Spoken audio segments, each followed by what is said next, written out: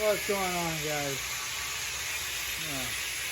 Got Will and Steve working on 14 bolt for the Toyota for Will's buggy. Gonna get that all shaved down, ready to get all the 4-link shit put on it. Try to have it mocked up this weekend. This is the one I showed you guys already. It is gonna have 40, so we're gonna mount up some spares I have off the Hemi TJ, the originals. Gonna get the 14 bolt in, the Heims, everything in it, get it in place where it's gonna sit, and then we'll work on the coilovers. Hopefully they all just line back up with where it used to be. Same thing on the front. Once the rear's in, then we'll work on the front, get the front in. We are gonna have to change some of the brackets. This axle was set up for dual triangulated, or triangulated. We are going to be switching it to a 3-link. So we're gonna have to look and see how all that's gonna play out. So we got all the parts for the kingpins, all the hubs, spindles, everything. So we semi-assembled one here. We gotta get some nuts and bolts and the tool to tighten the nut down. So yeah, while these guys are cranking away on the 14 bolt, getting it ready.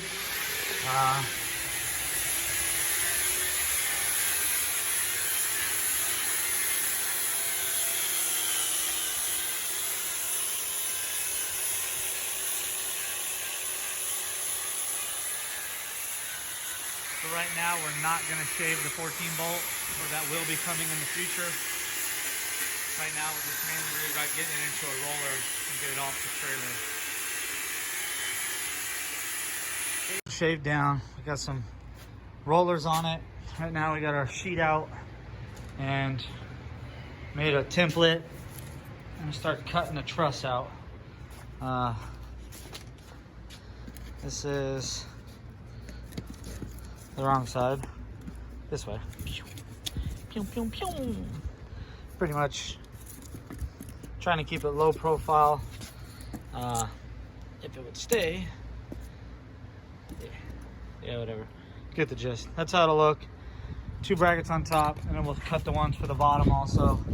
So there's that. We're gonna cut those right now, get them clamped together. Not really clamped together because they're both different. Get them cleaned up, get them tack welded on the axle, and then we'll make the top plate. Once we get the top plate made, then pretty much the rear truss is done. Should have the rear in a roller by this weekend, as long as the Heims and everything come in. If not, it'll be next week. So.